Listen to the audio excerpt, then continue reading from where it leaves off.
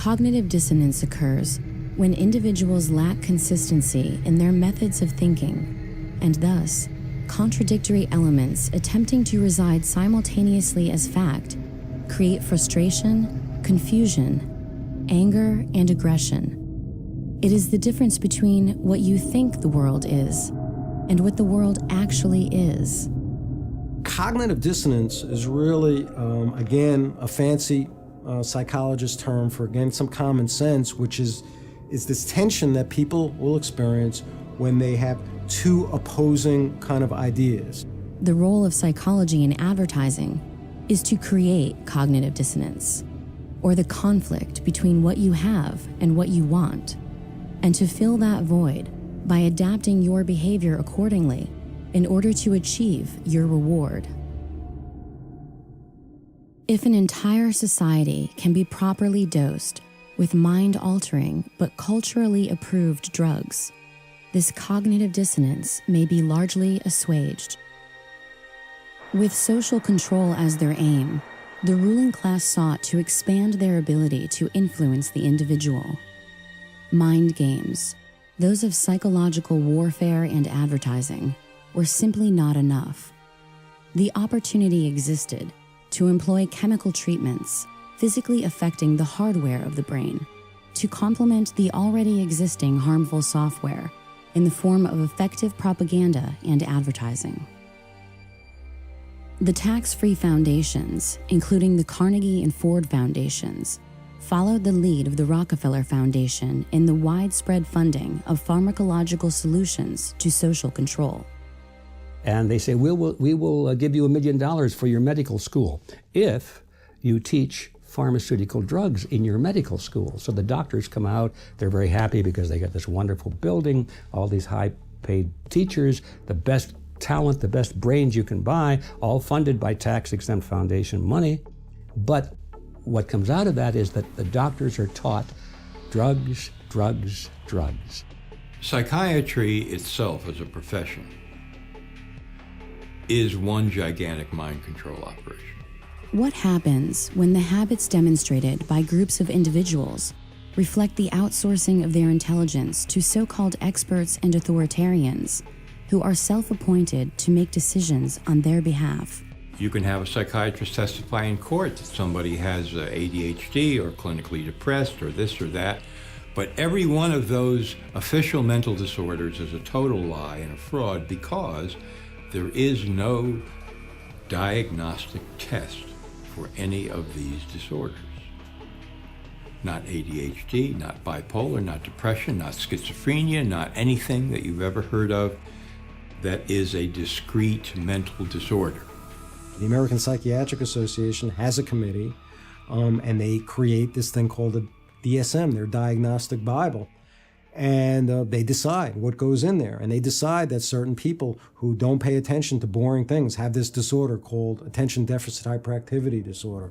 And if you accept that you have a disease, as opposed to like, well, maybe I'm somebody who can really pay attention to things that are interesting me, but I'm somebody who's stubborn enough to not really want to pay attention to things that are boring for me. And that maybe that's a good thing. That's how you maybe have something really a worthy contribution, as opposed to allowing people who are bores to fill up your whole life. You only want to listen to things that actually really are interesting for you. If you accept these ideas, though, that you have a disease or there's something essentially wrong with you, you're going to be more a prey to authorities controlling you. And some of these drugs, such as the SSRI antidepressants like Prozac, Paxil, Zoloft, and so on, are known to induce violent behavior, including suicide and homicide.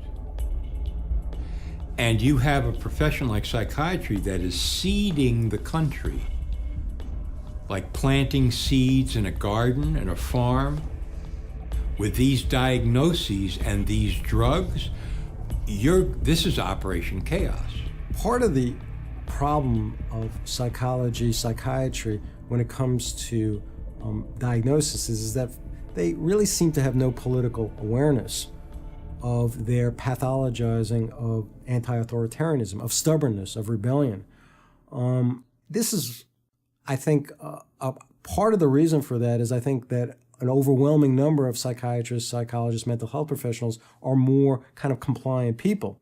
And when they see non-compliant, more stubborn, more oppositional kinds of patients, especially young people, that creates a lot of anxiety for them. And so you have this power, and you do this for 10 years, 20 years, 30 years, 40 years, 50 years.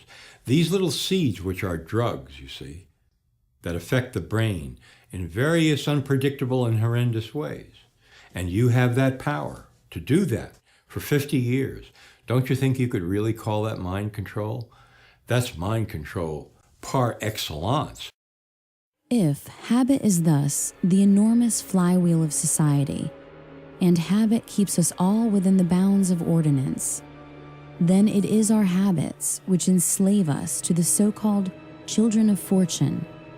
For their fortune exists only because our habits prevent us from outpacing the status quo and growing in the light direction. How might we begin to change our habits such that our actions are no longer in conflict with our needs as individuals to survive and thrive in this world? And what will happen if we do not resist? We're heading toward a system where we're going to have economic collapse, real crisis, be much worse than anything we've seen.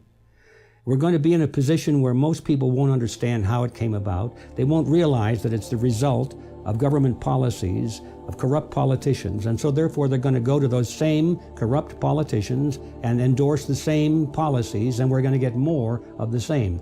And that is where we're headed. It all goes back to people who are smarter than us, who are polymaths, who are organized and have a lot of office supplies and infinite money because they can print it out of thin air and everyone else takes it and says, this is real. That's not real. Your mind is real, objective reality is real, wisdom is valuable because we can learn how to survive together with that. But all these things that they make us think are valuable, like petroleum or any of these other commodities, they're all fear-based. And if we just really understood what was going on and our voluntary role in it, we wouldn't play such a role in our own servitude. So we come to a point in our lives where it's fair to ask, what was the last original thought you had? The way you walk, the way you talk, the vocabulary that you use, all of these things are built into the expectation you have of yourself based on the role you have chosen to play in the theater of life as it's been defined to you. I think we're seeing what the consequences are of just complying with everything right now, because that's what most people in America do at this point in time. The consequences are every day you're losing more of your constitutional rights, and your freedom is being taken away more and more and more by this all-encompassing security state being brought to you by your United States government. If you out there watching don't wake up and begin to investigate these facts and prove them for yourself and take action against these people, you are not just committing suicide against yourself, but against all of good humanity. The consequences to non-resistance of control is losing everything that makes us human, that we love, that we cherish. Now think about which laws have been passed recently to give you more rights. There aren't any. There aren't any at all. A lot of folks who are critical thinkers, they realize how powerful these kind of giant corporate government entity is out there. And that kind of understanding that a critical thinker has can be quite painful and can lead to them being depressed and apathetic and giving up. And so we see that throughout history, that a lot of your really great critical thinkers sometimes succumb to depression and substance abuse because they're so overwhelmed, as opposed to others who figure out that conundrum, that if I'm going to be a critical thinker, I'm going to see how powerful these oppressive authorities in my life are, but I can't allow that pain to make me just kind of give up into kind of fatalism and defeatism. Information, knowledge equals power and control. Whatever the public face of something is, whatever they're talking about publicly, there's something else over here they're probably not looking at. And that's why it's important for individuals to look beyond what is being presented publicly.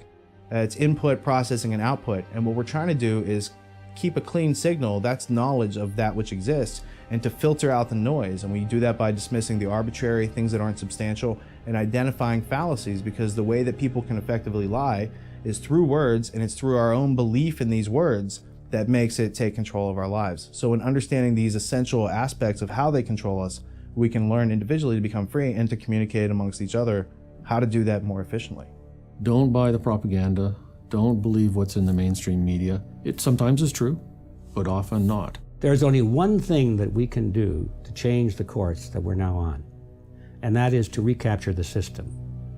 All of the positions of power in America today, and to a large extent around the world, are in the hands of collectivists, people who believe in the very system we have. They like it. First thing we have to do is we have to take the schools back, and then we have to educate the kids that, hey, this happened in the past. These are the things that happened. You have to have a conscience, and you have to take a stand. And no matter how many people want to get you in the group, don't be part of that, because you're going to lose your individuality if you become part of the group. You have to kind of forgive yourself, and once you do that, you can have greater compassion for other people who are still being victimized, who are still believing that those who are controlling their lives actually care about them. A large segment of the population that are so-called conspiracy theorists, but I don't have a problem with these people. They should be questioning things that are going on, because we can't trust the media to accurately report stories. Activism can help a society that's already falling under the weight of its own stupidity fall a couple of generations earlier, all right, to be able to move into a healthier society. When you get down to the ideas of what we can do to free ourselves, you have to first look at what exists. So what exists is this system is organized, it is there to control the crowd. And if you do not resist it, you lose all individuality, you lose your identity, you outsource your thinking, you are being denied your life. And that is every bit as serious as someone trying to stab you in the back, because without your life, liberty, and the ownership of your own work and your own labor, you have no rights under their systems. Freedom means freedom, not some freedom, but all freedom. As long as you don't take away the life, liberty, or property of your fellow man, you should be free to do everything that you want to do.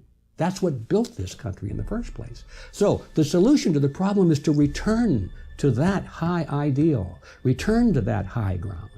Then everything is possible. You don't have to like the system you're in, and frankly, you have every right to speak out against it. Freedom of the individual is where you start, and then the individual can say, what am I going to do with my own freedom? How am I going to use my imagination and my creative power to invent realities of my own and make them fact in the world, as opposed to sitting back here passively and letting elites manufacture reality for me. Humanity is worth resisting this, and if you don't stand up against these diabolical globalists, you are turning our species and our entire history and our entire future over to these people. You're betraying our ancestors who fought against incredible odds so that we might have some basic freedoms. And you're betraying yourself, your children, your family, and all future human generations. We can't turn our species over to total darkness. We can't turn our species over to people who love to hurt innocence and who hate beauty. We must resist the New World Order. We must free our minds and awaken the human spirit. It is time for the sleeping giant that is humanity to awaken